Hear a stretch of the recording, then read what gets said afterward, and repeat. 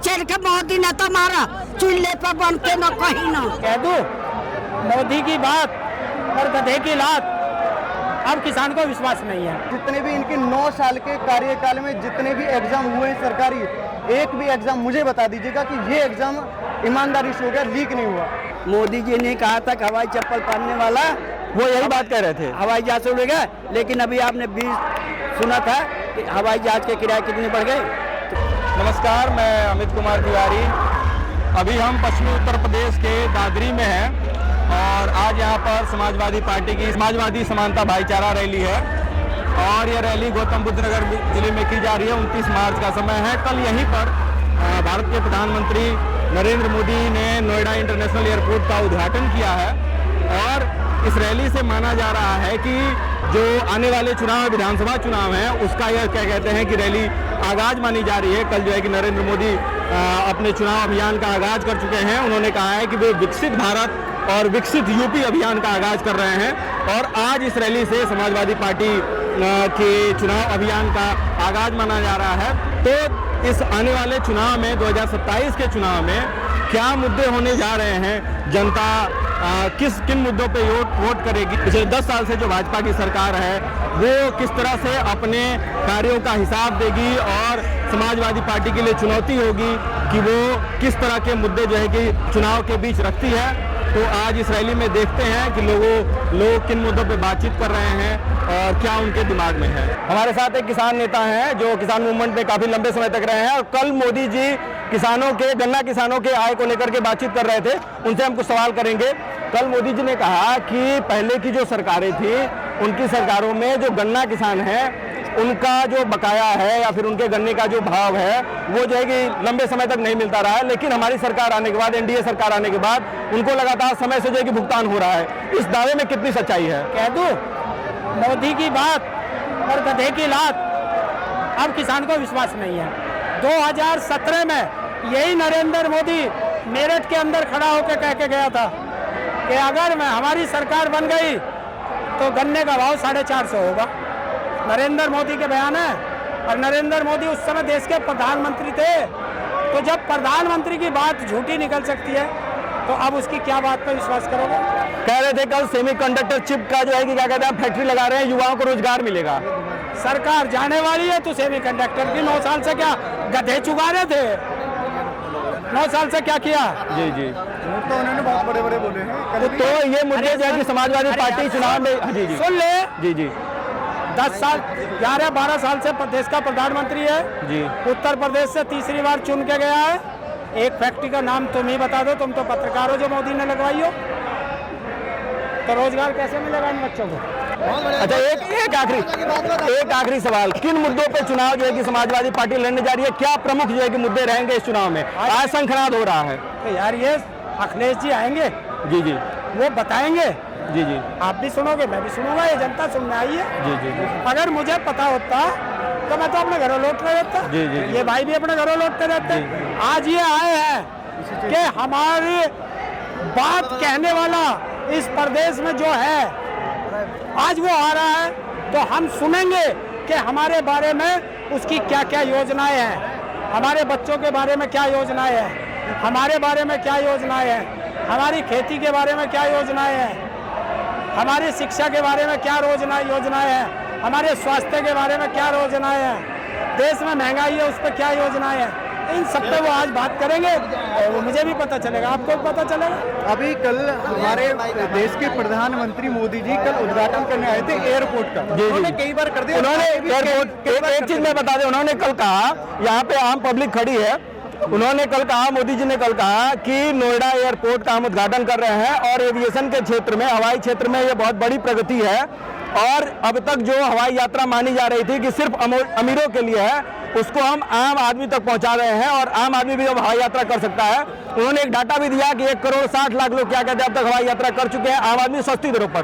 तो इसमें कितनी सच्चाई है इस दावे में? आम आदमी क्या कहता है? वो तो सारी बातें बोलते। पहली बात तो जो एयरपोर्ट है उसका रेट बढ़ गया है, ट्रेन का टिकट का किराया भी बढ़ गया, हवाई जहाज का भी बढ़ गया। दूसरी चीज कल हमारे प्रधानमंत्री जी ने बोला कि हम यहाँ से प्रतिदिन 1 मिनट में 2 हवाई जहाज उड़ाएंगे।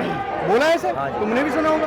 लेकिन उनको क्या ये नहीं पता कि एक दिन में कितनी मिनट होती है? एक दिन में मिनट होती है 1440, 2 से भाग करेंगे 720 फ्लाइट होगी। अब वो पढ़े लिखे कहाँ से लाएंगे वो? जानेंगे।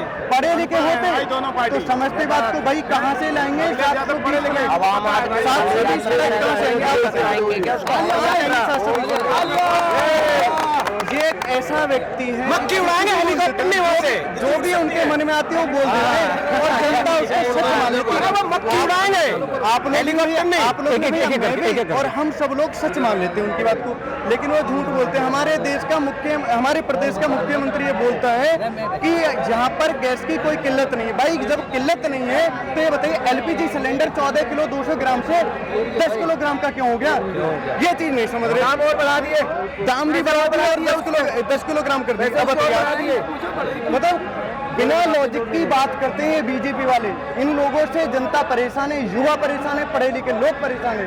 ये देखिएगा जितने भी इनके 9 साल के कार्यकाल में जितने भी एग्जाम हुए हैं सरकारी, एक भी एग्जाम मुझे बता दीजिएगा कि ये एग्जाम ईमानदारी से हो गया, लीक नहीं हुआ। एग्जाम 12th क्लास का नहीं होता था, वो जो लीक वो 12th का साइंस का एग्जाम और मैथ का एग्जाम भी लीक हो गया था इसमें बीजेपी सरकार में। मूल बात यह है कि चुनाव में ये मुद्दा बनने जा रहा है, क्या इस पे समाजवादी पार्टी का फोकस रहेगा? किस चीज में? ये सारे जो मुद्दे हैं, गैस की किल्लत का मुद्दा है, पेपर लीक का मुद्दा है, क्योंकि चुनाव आते आते पोलराइज हो जाता है और मूलतः जो है कि धर्म और क्या कहते हैं जाति आ जाती है। क्या ये मुद्दा जो है कि क्या कहते हैं बनेगा ऐसा चुनाव में? हमें कुछ नहीं मतलब, हमें अखिलेश यादव चाहिए, हम जिता के मानेंगे 2027 में। 2027 नहीं लड़ते हैं हमारे नेता, धर्म जाति पे इलेक्शन नहीं लड़ते हैं हमारे नेता। हमारे नेता बहुत शानदार नेता है हमारे। वो पढ़े लिखे नेता है, पढ़े लिखे लोगों की तरह बात करते हैं। ऐसे अनपढ़ तो वो है नहीं कि वो जातियों में लोगों को बांटे। आज देखिएगा हिंदू मुस्लिम ही नहीं, यदि आप किसी गांव में जाएंगे तो ठाकुर, पंडित, नाई, जाट, बंगी, चमार, मुसलमान सबकी अलग अलग लोग इस नजर से देखते हैं। किसकी वजह से? सिर्फ बीजेपी की वजह से। और पार्टी का ठेकेदार छोड़ दिया इन्होंने। जनता का इतना प्यार होता था कि वो शाम को बैठ करके लोग एक जगह बैठ करके खाना खाते थे। आज उनमें इतनी नफरत बैठ गई है कि ये लोधा है, ये गुसाई है, ये जाटव है, ये बंगी है, ये गुजर है, ये पंडित है, ये जाट है। इस तरीके की नफरत सिर्फ बीजेपी पार्टी की वजह से। और पार्टी की वजह से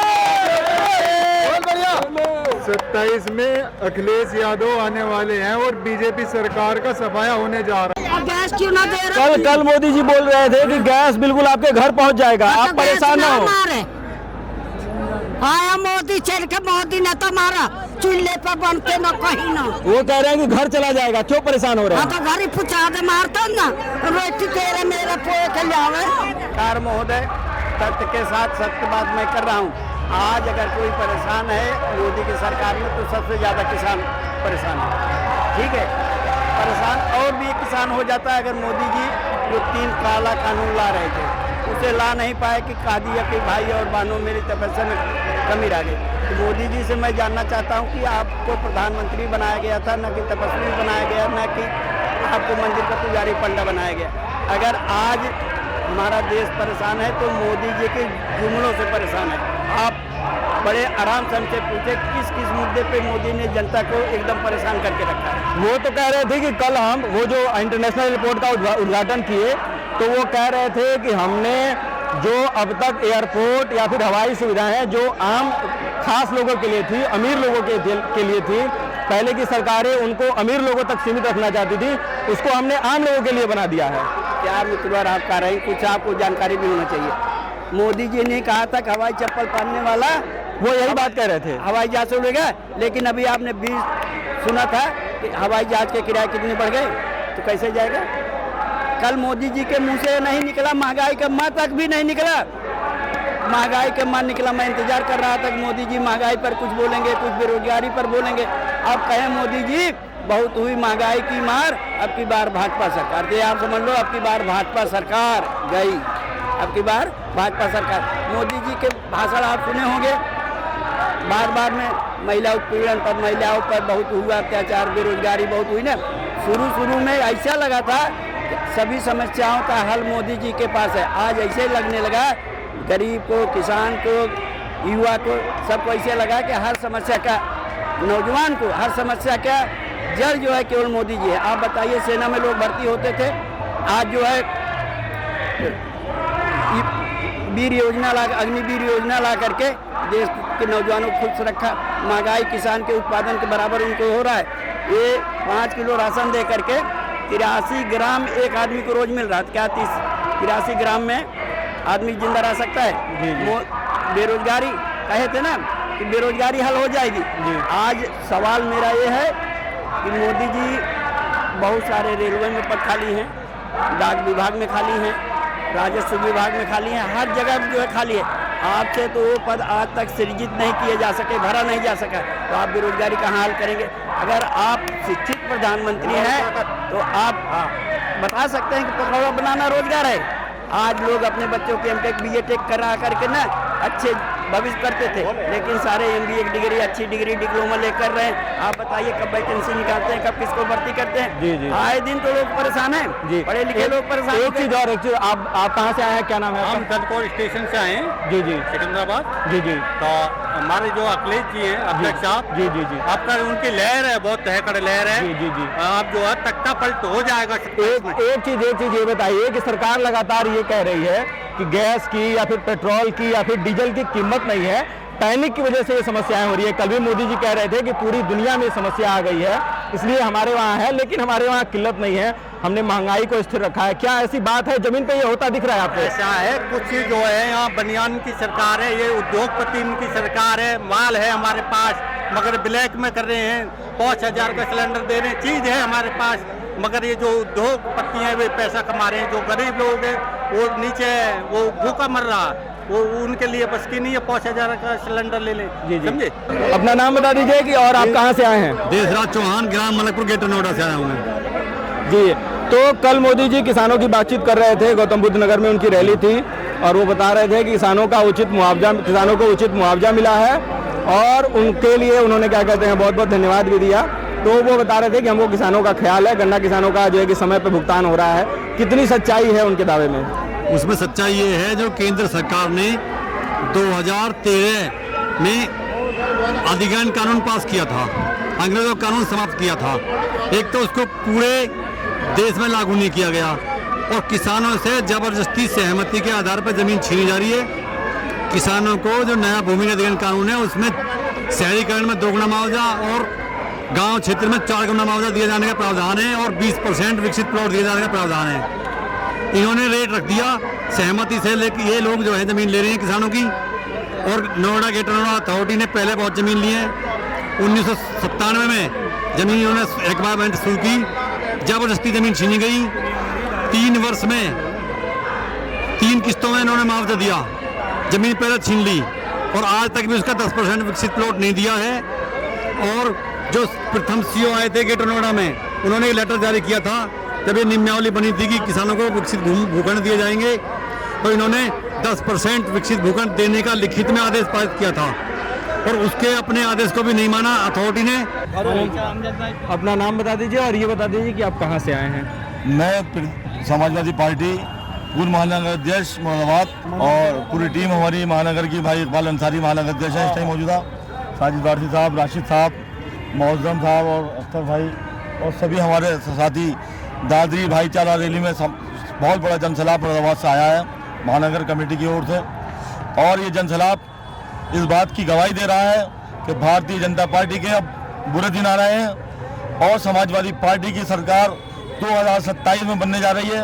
हमारे राष्ट्रीय नेता माननीय अखिलेश यादव जी 2027 के अंदर मुख्यमंत्री बनने जा रहे हैं। समाजवादी समानता भाईचारा रैली इस रैली का नाम है, और सपा के राष्ट्रीय अध्यक्ष माननीय अखिलेश यादव पीडीए की बात करते हैं, पिछड़ा, दलित और अल्पसंख्यक। तो आज के समय में जो अल्पसंख्यक समाज की जो चुनौती है उसको किस तरह से आप देख रहे हैं, उसकी क्या चुनौतियां हैं, और समाजवादी पार्टी उसको लेकर के क्या सोचती है, और भाईचारा को आगे रखना या फिर क्या कहते हैं समाज के हर वर्ग को आगे बढ़ाना समाजवादी पार्टी के लिए कितना मायने रखता है? देखिए, समाजवादी पार्टी नहीं बल्कि समाजवादी विचारधारा है। समाजवादी माननीय मनोहर लोहिया जी, माननीय मुलायम सिंह यादव जी, उन्होंने हमेशा हर समाज को साथ में लेकर समाजवादी पार्टी बनाई, और हर समाज के नेता हमारी समाजवादी पार्टी में मौजूद हैं। पीडीए की लड़ाई लड़ रहे हैं, अल्पसंख्यक की लड़ाई माननीय राष्ट्रीय अध्यक्ष हमारे अखिलेश यादव जी लड़ रहे हैं, पिछड़ा, दलित, अगड़ा, पिछड़ा सब लोग साथ में हैं। और ये आज दादरी की जो रैली है, ये ऐतिहासिक रैली है, इस बात की गवाही दे रही है कि ऐसा जन सैलाब पूरे उत्तर प्रदेश से यहाँ उमड़ा है। ये गवाही दे रहा है इस बात की कि 2027 में समाजवादी पार्टी की सरकार है। भारतीय जनता पार्टी के बुरे दिन आ गए हैं, उनकी जमानत जब्त होने जा रही है।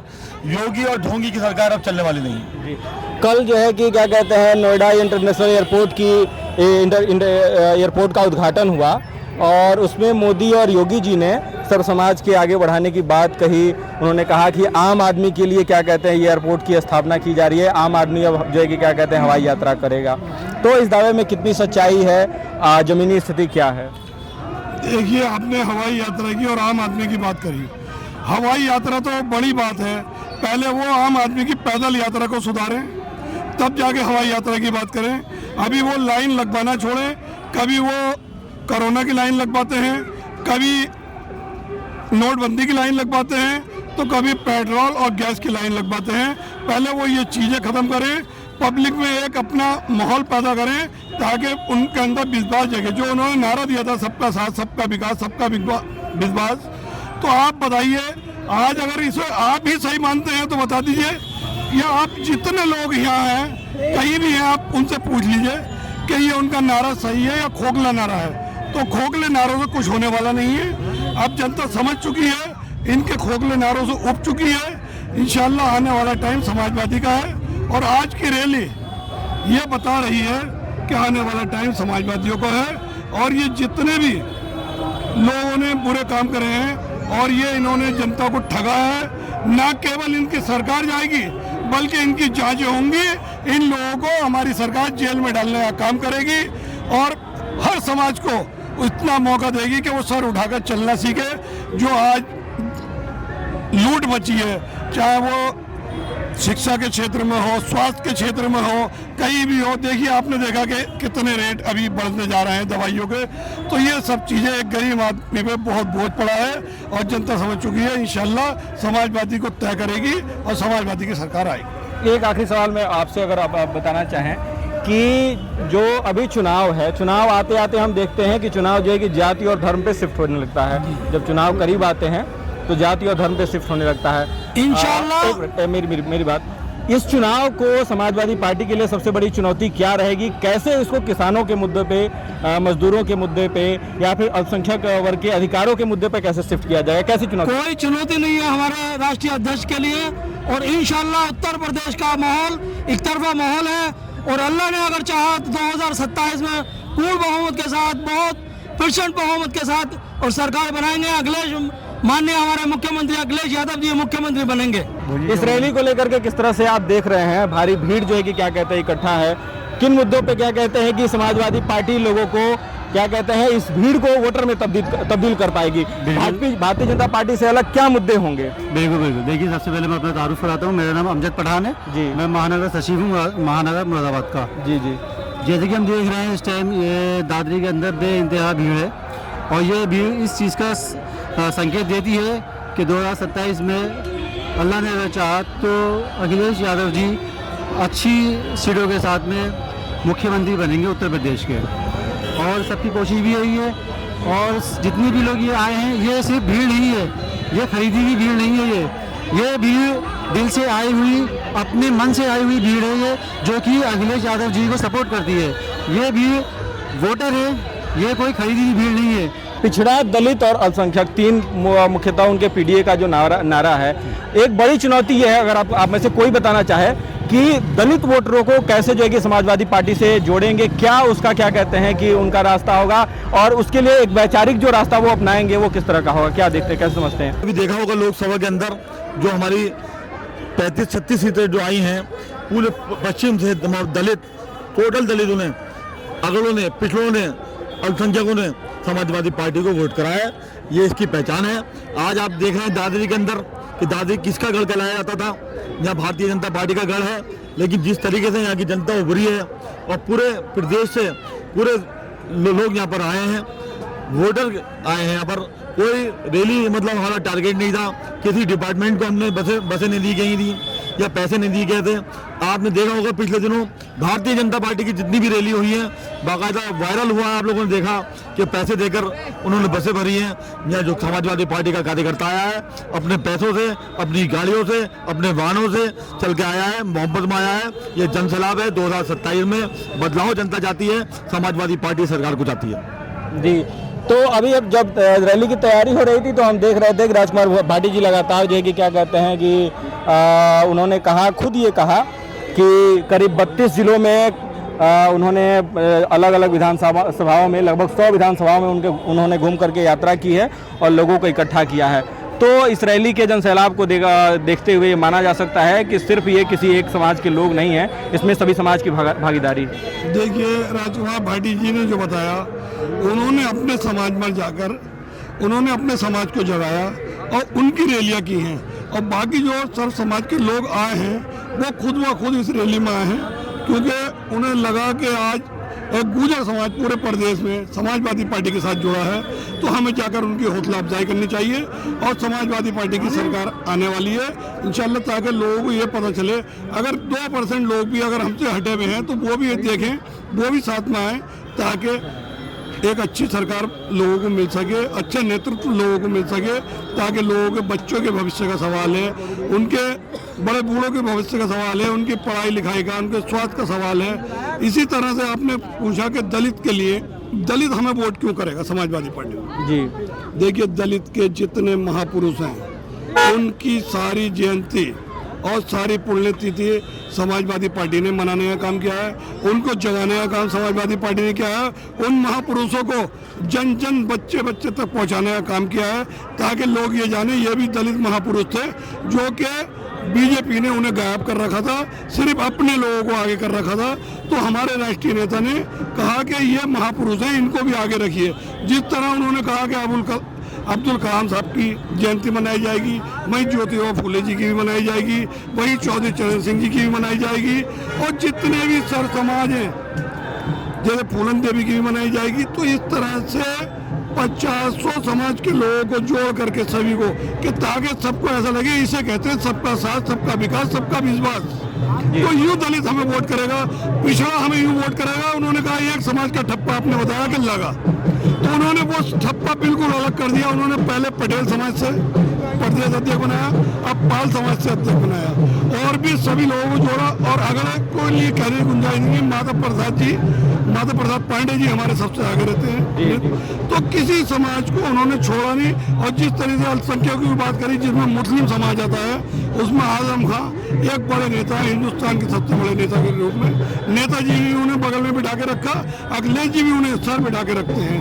ऐसा नहीं है, वो सम्मान करते हैं अखिलेश जी, जैसे कि उन्होंने कहा कि हमारे पिताजी के यही साथी अब हैं और हमें इनको वही सम्मान देना है, तो वो आजम खान साहब का भी वैसे ही सम्मान करते हैं, माता प्रसाद पांडे जी का भी वैसे ही सम्मान करते हैं। और हमारे जो भाई अभी जीत कर आए हैं उससे अयोध्या से जी, मैं नाम उनको भी वैसे ही सम्मान करते हैं। मैं अभी नाम जहन से निकल रहा है, तो उनको भी अपनी बगल में, आपने देखा होगा हमेशा लोकसभा में बिल्कुल साथ रहते हैं बिडाल।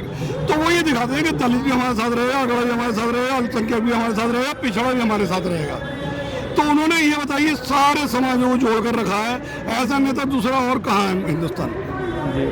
तो ये हम देख रहे थे जो अखिलेश यादव पीडीए की बात करते हैं, उसमें अल्पसंख्यक वर्ग की जो भागीदारी है इस रैली को लेकर के, इस रैली को सफल बनाने को लेकर के अल्पसंख्यक वर्ग ने अपनी समस्याएं, अपनी चुनौतियां और अपनी बात रखी है।